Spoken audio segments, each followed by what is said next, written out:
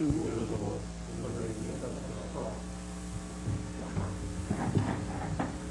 Closed session. Is there nothing to report? Madam Mayor, there's nothing to report. Adoption of this afternoon's agenda. Are there any changes or corrections to the agenda? Motion for approval. All in favor? Aye. Public comment. Anything not listed on this afternoon's agenda? Anyone from public wishing to comment? Okay. Moving on to consent calendar. Are there any changes or corrections of this afternoon's consent calendar? Move to approve. Second. All in favor? Aye. Opposed? None. That motion carries. Item 8, general municipal election, November 2nd, 2010. Is there a staff report?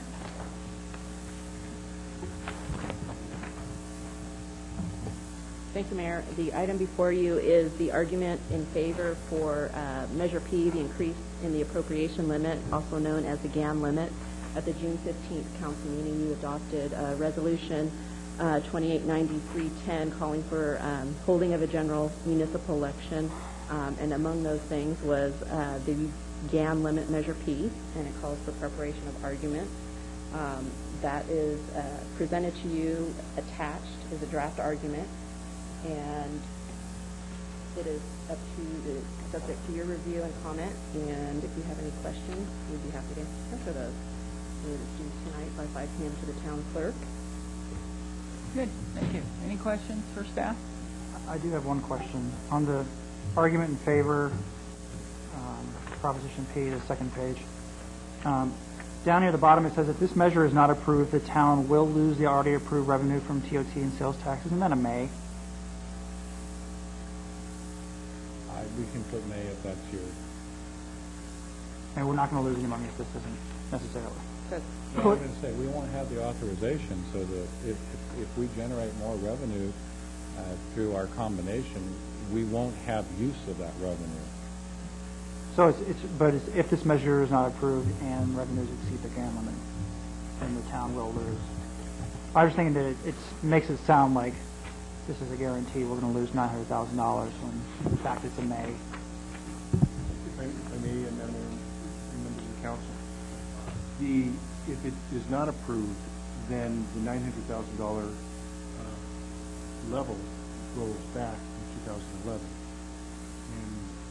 don't know what that amount will roll back to, but it certainly may roll back already to the 79 level because the town does not have an appropriation limit that has been raised up. So we don't know what the calculation was back in 1979 when it was first implemented. And these only come in 4-year increments, 4-year approval increments. And therefore, I think it would be will.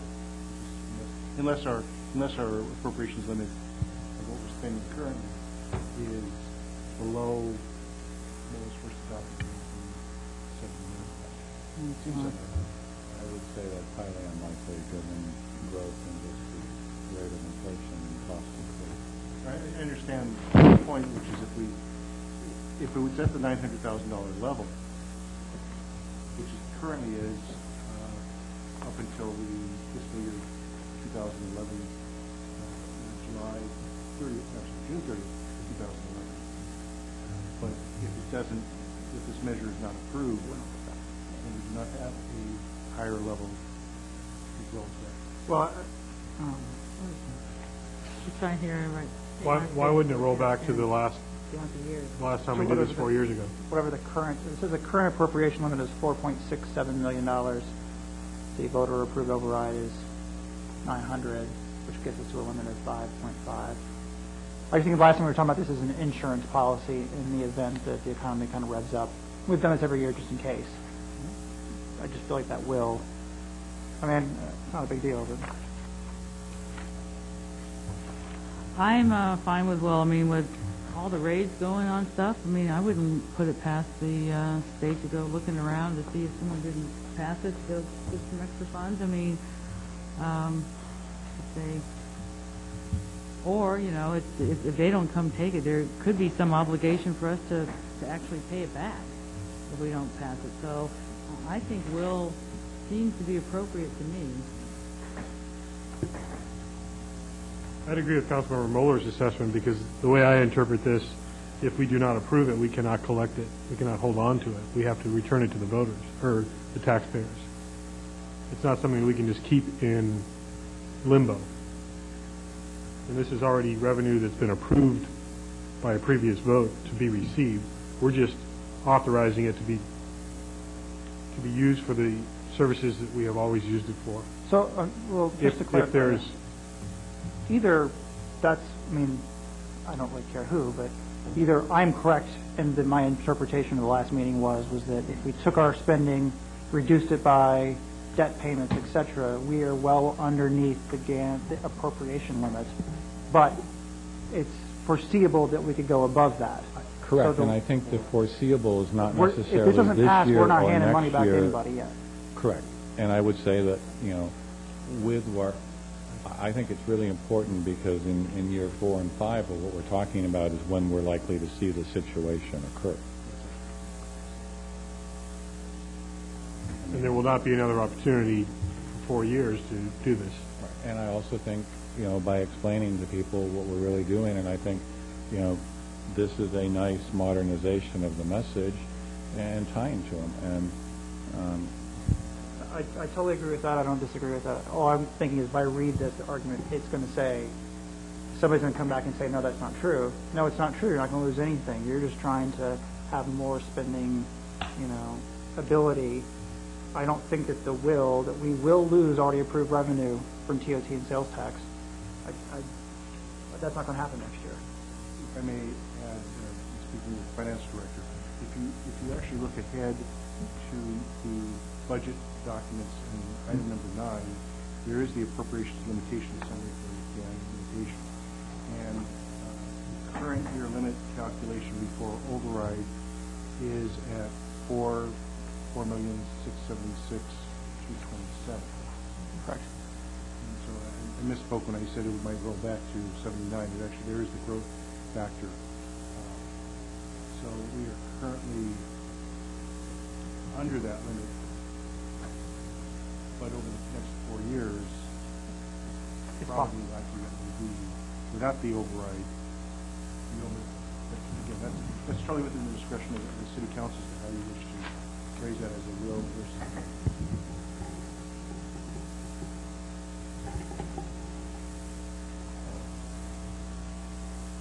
So I'm looking on the page before, page 3 that you were referencing there, Arnold, on the budget section. It says the calculation is tax proceeds, I believe, is $4.9 million, and exclusions is $600,000. So that takes that down to $4.3 million with a limit of 4.6. And I do want to draw your attention that only recently have we had the $600,000 in debt. Right. So we were actually close to pushing the GAN limit, or especially could have, without the debt service factor. So that's why I think it is important. I want to be as strong as possible. I don't disagree with that. It just says it will happen, and it doesn't look like to me we're projecting that it will. It is likely. I'm not going to, it's not a big deal. I'm just. It's the council's prerogative. If you have a preferred word choice, we can make that change. We've also, the draft has all 5 signatures from the council, so we will need a confirmation that that's something you're all comfortable with. And just a comment on that, if we do all agree on that, I think it would also, if we want to make it as strong as possible, right before the last line, Yountville Town Council, it says join the Yountville Town Council in their support. I think it would strengthen it if we could say unanimous support, if we all 5 agree. And that'll leave us one word to spare. Well, actually, we have, there's a Well, lot that's more 300. words That's because right. like We State of have- you're right, California you're is right, one yeah. word, place names are one word, so we have lots of extra words. But I do agree, unanimous Yountville Town Council. That's the prerogative of the council. Isn't that presumed by everyone If there- signing it? Yeah, if there are 5 signatures underneath the argument, I think it's understood. I think I do the word unanimous, I agree. Why not?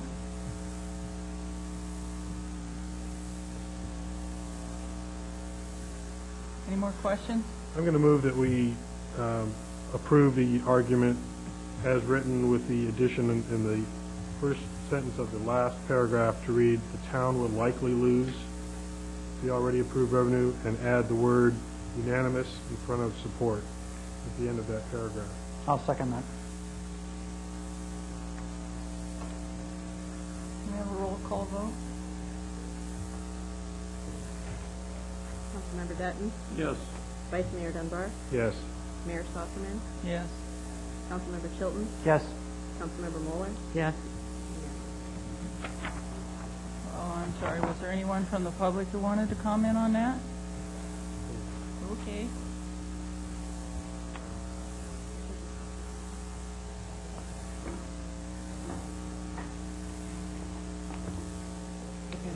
Do we need to sign the actual argument Yes, or the you're going to make resolution? those changes and bring it back in for your signature. Item 9, adopt final budget and set budget policies for fiscal year 2010-2011. Do we have a staff report? Yes, thank you, Mayor, council members. Under the guidance and direction of town manager, staff began the budget process back in February, and we've worked over the past several months on revenue, cost projections, and development of our work plans for fiscal year 2010-11. We have included many of our key budget parameters and assumptions in the budget document. The proposed budget was presented to council in 2 workshops held May 4th and May 18th. And the policy, direction, and decisions that resulted from those workshops have been incorporated into our final proposed budget document. The document also includes information related to the town's goals and objectives, mission statement, staffing structure, some updated charts and graphs, in an effort to provide a comprehensive overview of both the town's finances and all the services that we provide. Just some budget highlights I'd like to go through quickly. Current staffing and service levels will be maintained, but the budget provides no general fund transfers to fund capital projects or utility enterprise subsidies. The general fund budget includes a $558,333 transfer to fund debt service on the 2008 lease revenue bonds. The general fund includes a transfer of $22,000 for funding of housing program, which is included in the budget, and this program will be transitioned to a general fund operating budget in 2011-12. The general fund is balanced with the use of a one-time transfer of $92,000 from the Streets Reserve Fund. The transfer is included in the budget, but based on feedback from the council, the amount needed will be evaluated at mid-year. So if we don't need it all, we can decide then whether or not to transfer it. General fund reserve is maintained at $1,025,000, and we also include a contingency reserve of $100,000 in the budget. The water utility operating fund is projected to have a $202,200 operating deficit, and we will end the year with a $40,000 fund balance. The wastewater utility operating fund is projected to have a $244,115 operating deficit, and we will end the year with a $1,427,913 fund balance.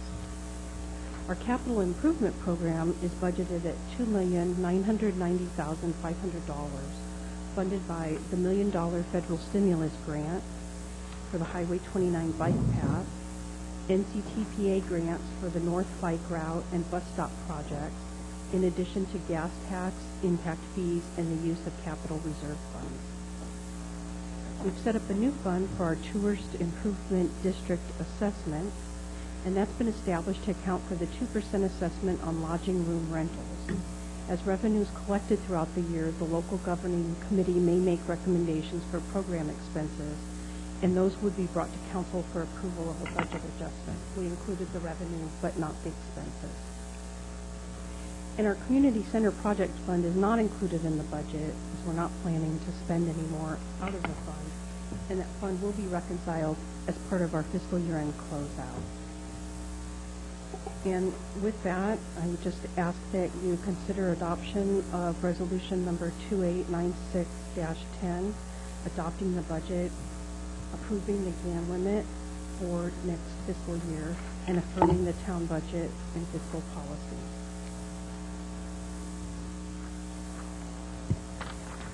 Council have any questions for staff? I have a couple. So the 17,000 that was in the draft budget for the library is no longer in the final budget. No, it is included in the budget. Okay. It is still in the budget. It has not been, it is in your budget. It has not been allocated or agreed that the expenditure would go to fund. In other words, we haven't entered into an agreement with the expenditure. So it's still there. It can be reallocated at some point in time, or if it, at the end of the year, if we do nothing with it, it comes back as fund balance. Okay. So my numbers are correct. We have a balance of $2,232. We just subtracted the, on the first page, the Yes, the revenues minus the 2,272. expenditures. Yes, So we have a net plus 2,232 with the 17,000. it's actually 2,272. Excess after transfer. Right. That is correct. I'd also like to acknowledge the work of the council and the staff at all levels in the organization. This was a more challenging budget. I also think it was a very healthy discussion that we had on trying to establish some of the service levels, better understand that, because we are trying to maintain a high level of customer service with reduced town expenditures. The budget's gone up, principally, as we've indicated, driven by a few factors, which include our police and law enforcement contracts for services. They are now taking up approximately 21%, 24% of the budget. So it's a sizable increase. In many areas, we've been effective at maintaining our cost or slightly reducing it in the areas where the town has direct control. As a hybrid service provider, we do not always have direct control because we enter into contractual relationships for some of the service provision. So I do want to echo the hard work that the council has gone into reviewing and analyzing and prioritizing, and hopefully staff has responded well with a budget that maintains the programs that are important to the council and the community. I do also want to acknowledge, even we did approve it in the earlier action. This is the employees of the town of Yountville have agreed to a second year of a no cost of living adjustment. They've also, prior year, we implemented cost containment on retiree medical, and we capped our retiree health to the Kaiser rate. This year, the employees in the new MOU have agreed to implement a two-tiered retirement plan so that future employees hired by the town will be in a lower benefit tier of the PERS retirement plan. Current employees are at 2.7 at 55 in the new plan. Once we complete, and you'll see that in the next couple of agendas, you'll see some actions we have to take with PERS. The new plan for new hires will be 2% at 55, which will result in approximately a 10% per employee savings. So not initial big savings, but it is a big step towards balancing some of those things that the council has looked at. I also think it's important to note that we've continued to fund our PERS reserve, so we have some float for volatility and rate adjustments, and we've also implemented all of the primary financial policies, including increasing our OPEB reserve. At this point, we are now at over $540,000 in our OPEB reserve for that purposes. We will have a revaluation this year, and with some of the policy changes the council has implemented, I think we're going to see that we've made some progress in that particular area. We do have work to do. We have significant work to have a community dialogue with the appropriate rate structure for our water and wastewater system. I think it's important that we also prioritize what our customer service levels and standards of service are going to be, because as a built-out community, we do not have a infinite revenue stream. We have some myths out there as to how wealthy or wealthy the town is not. I think we're very financially stable, but like everybody else, we need to understand what the annual revenue coming into the organization is and what the annual expenditure. And we are finding right now that we're not able to fund and set money aside for some of the future capital. That I'm hopeful will not be a trend, because as we talked a little bit earlier with the GAN limit discussion, if we start seeing some turnaround, we will potentially see revenue pick up in our TOT and sales tax, but we will also have a larger number of rooms to apply that. So we do have some elasticity that, coupled with some, again, conservative application and fiscal practices, should start turning that corner. But right now we are not sufficiently putting additional money into capital. The good news is, unlike a lot of other agencies in our area, you have not drawn down your reserves. In fact, over the last 3 years, we've actually increased our reserve to the $1,125,000. If you recall, just a couple years ago, we were at 850. But that's significant. We do have the $2 million drought reserve, and as I indicate, we now have a PERS rate fluctuation internal reserve fund for your use, and the OPEB, our employee retirement cost factor, has now grown to a significant reserve. We will be coming back to you later on an action that we need to take. We have been advised that it's been encouraged that for us to get full credit for the OPEB reserve, it needs to be in a restricted funding structure and not just parked in the reserve funds of the town. So Kathleen will be coming back to deal, and like I say, we know that's been a priority as a council, so we will get that action taken care of. And again, our budget process has been very involving with our employees. We talk with them. They're involved in helping to shape the budget at all levels and trying to understand what it takes to do the service we do. So I really want to echo the hard work that our employees in this organization have put in together to put this, as well as the management team.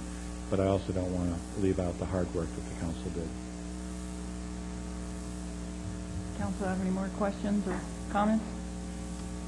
I've got one question. Kathleen, I'm just looking at the general fund summary page. I know we made that adjustment for the reserve for contingencies of $100,000.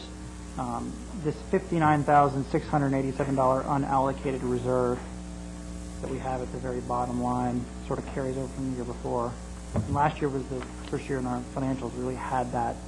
I feel like that's just sort of that extra unallocated reserve hanging out there that we don't have to do it this time around, but I feel like we should do something to clean that up, to either put it in contingency, not just to have money hanging out there, because honestly, I'd rather take that unallocated reserve and put that money back in the street reserve fund. But well, I think one of the things that we're looking at is we need to get year-end closed and actually see what that really is. Yeah. And then the council can have, and I'm also going to, you have a lot of choices as to where you could choose to allocate it.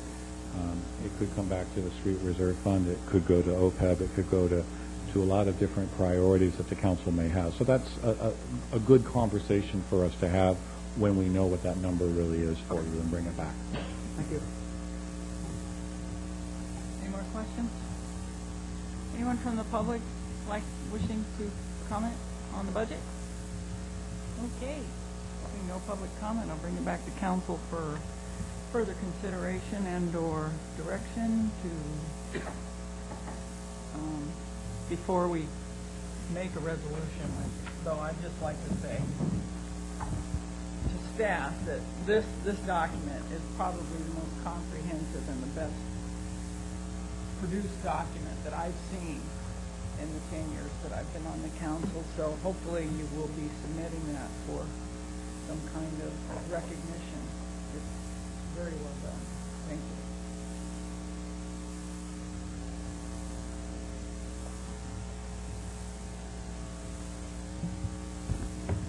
I agree. No, I'd like to thank staff, Kathleen, Steve, and everybody. And you already acknowledged the employees, but that was a critical partnership for us to be able to balance this budget. Just the fact that what we see and hear on the news every day about other communities in our area and the struggles they're going through to try to maintain or just survive, and we're able to maintain a very high level of service. I think we should be proud of that fact, but not rest, and we need to stay diligent. As you said, we still have our issues to deal with, especially with the operating deficits that we continue to kind of move down the road. So we can be somewhat satisfied, but need to still be diligent. I would like to say, Steve, I think you summed it up perfectly as far as everything that went on, and I think we are in a very good position. As a matter of fact, this morning on the business news, they happened to highlight the town of Vallejo and their issues that they're going through and the demands by the police department for more increases in payment and a lot of other things going on. So I think we can certainly be proud of what's happened to date. That being said, I don't have to tell anybody that it's not going to be easy the next 2-3 years. I just don't see anything on the horizon that's going to affect much. So I think it's going to be very critical that we do make the adjustments that have to be made for the various funds that are running significant deficits, and I'm sure that'll be done. And at that point in time, I think we can remain in good fiscal health. So I appreciate everybody's effort, especially our Steve working with the employees. I know that's not easy, but they seem to have accepted the fact, like it or not. I guess for the most part, I mean, when you look around, it's not an easy time for anybody. But fortunately, we've got by without any layoffs, and I hope that remains. Thank you for everybody.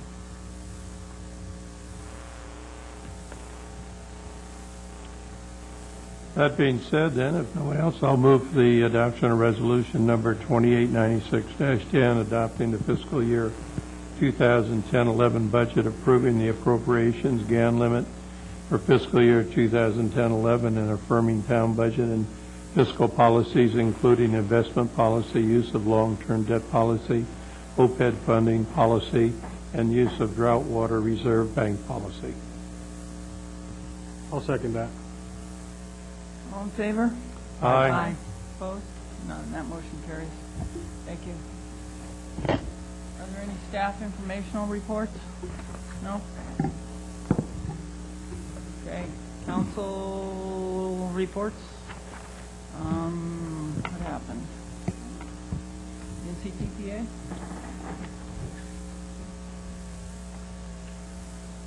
I hadn't thought about any NCTPA. You hadn't? We tabled the only exciting discussion for the next meeting, so Yeah. we'll come back on that one. Yeah, once again, we tabled the Napa County Commission for Arts and Culture discussion. We moved to discontinue Vine Route 11 and Flex Ride program, and we did nominate a chair and vice chair. Jim Kreider is the chair. Who's the vice chair? Keith Caldwell. Keith Caldwell from American Canyon, and we approved various FTA grants and other funding. You smartly dodged that bullet. It was exciting. Yes, I did. Any other reports? Yeah, Mayor, we did have a Upper Valley Waste Management meeting, and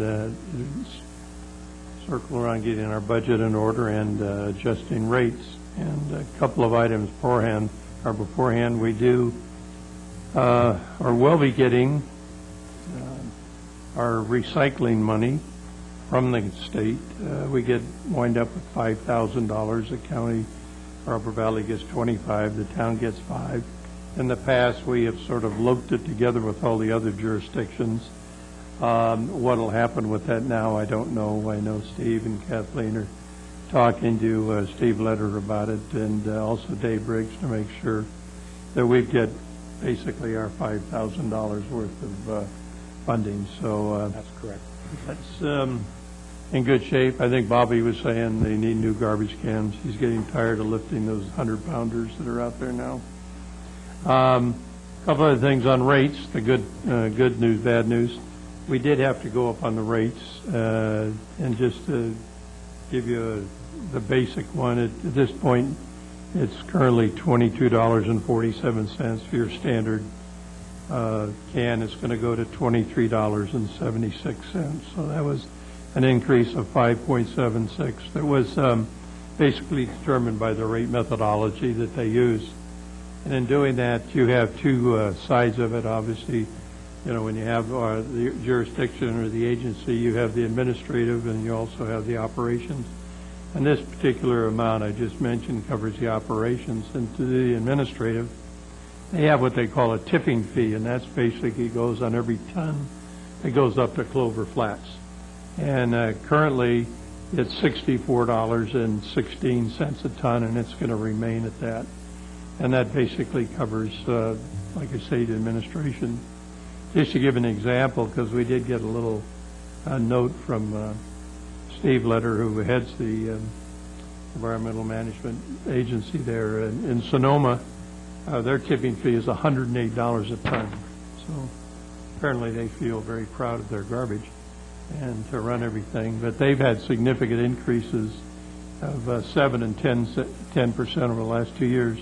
The tipping fee here has been 1.5% increase. So very frugal. They continue to operate under a very low budget and keep the rates as low as they possibly can. So those will be effective July 1 on the garbage rates.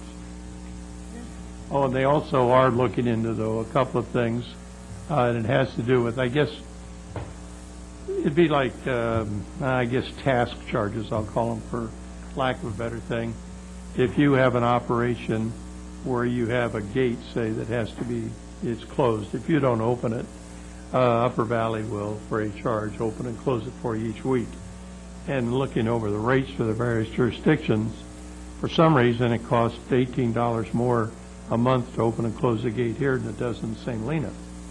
I don't know, it's pretty hard to understand that one, and they agreed that, yeah, maybe it should just be a flat charge. And it's interesting, though, what had happened in this, as it goes back to when the jurisdiction was formed in '92, they basically used that as sort of a jumping off point, and then just started ratcheting the rates up there and never really looked to see on some of these other costs if maybe we should adjust them, because I know one of the local merchants has complained quite a bit of, geez, it's $20 for a guy to get out of his truck and open up the gate. And they're really, you know, when you ask a question, you don't get a real answer that you're comfortable with, you know, that somebody isn't.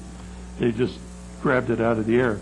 So hopefully I think you'll make an adjustment, and I know for anybody in town here that pays for that service, it'll certainly be a plus factor for them, and additionally for those that occasionally have to pay for a gate to be open when there's some of their employees forget to do it. It'd be on the plus side for them too. So those are down the road. They have to go back and look at it, but it certainly will help us. So, and then they'll be coming out with a new cell, or a sheet, I guess we used to call them shell sheets, whatever, in your garbage bill.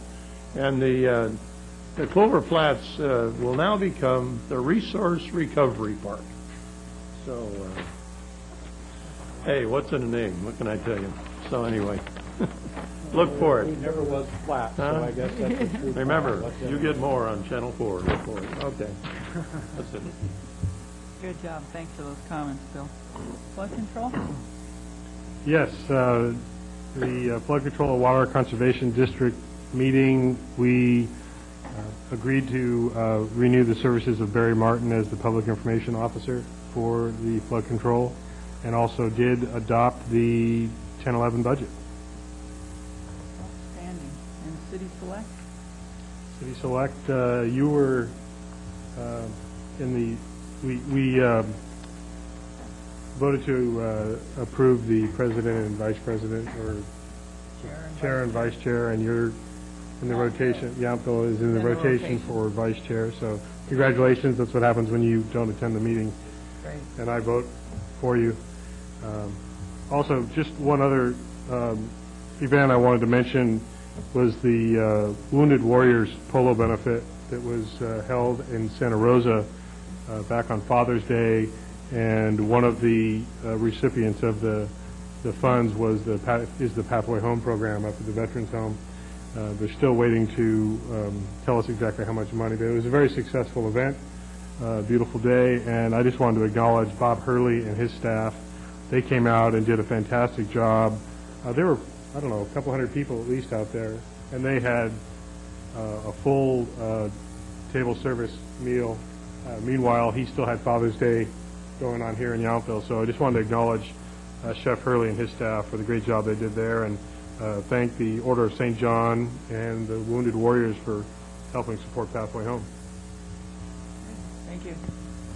Any other comments, reports? The WIC board met last Thursday, and we went over the draft vineyard and grazing permits that are being put out, and with the goal toward increasing the preservation of the watershed. And the big announcement was that in the rotary screw cap this year, they caught 433 salmon. They only caught one last year, so they were very happy with that. So it's a lot of these things that they're putting into place seem to be working, if you can believe 2 data points, but so far so good.